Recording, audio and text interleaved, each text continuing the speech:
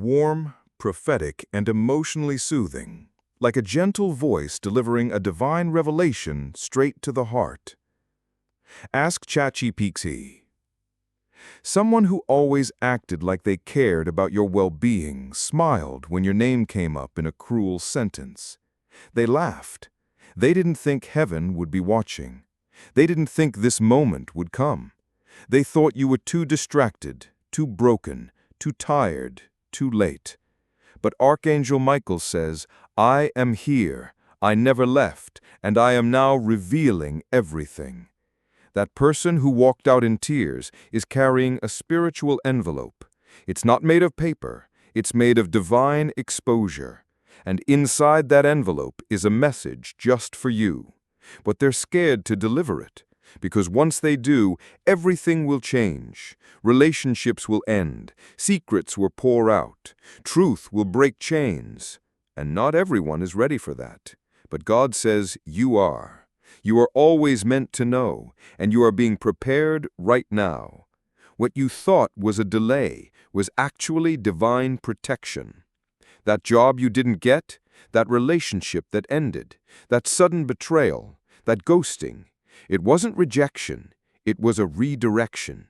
Because if those things had worked out, you would have walked straight into a trap who sat in that room. Yes, it goes that deep. And God says, I blocked it, I stopped it, I canceled it. But the enemy didn't stop. They tried again recently, and you felt it, didn't you?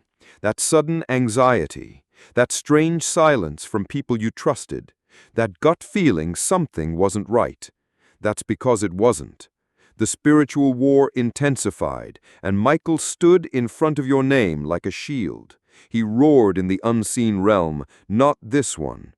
And the darkness retreated temporarily. But now they're planning something else. A final distraction, a fake opportunity, a misleading apology, a money offer, a confession laced with manipulation. God says, don't fall for it, because there is something greater about to be handed to you. A spiritual inheritance, a divine opportunity, a restoration that will confuse everyone who thought you were finished. But to receive it, you must know the truth first, the full truth, no sugarcoating, no more lies. One of your relatives lied. One of your friends lied. One of your spiritual leaders lied. Not all intentionally. Some were manipulated too. But someone around you knew something and chose silence. They feared what would happen if you ever found out the truth, and that fear led to betrayal. But now that betrayal has reached heaven's court, and the verdict is in. God is exposing everything. The person who cried in the meeting, they saw your face in a vision. They saw what would happen to you if they stayed silent. They saw your future, and it terrified them. Not because you were doomed, but because your breakthrough was so powerful, so radiant, so divine, that they knew the enemy would stop at nothing to block it.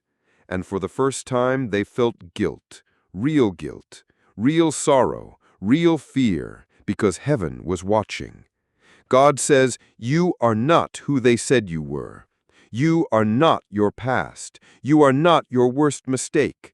You are not a joke. You are not a failure. You are not forgotten. You are not cursed. You are not abandoned. You are not disqualified. You are not weak. You are mine. And I am raising you up in silence, in strength, in storms, in solitude. I have watched you cry alone.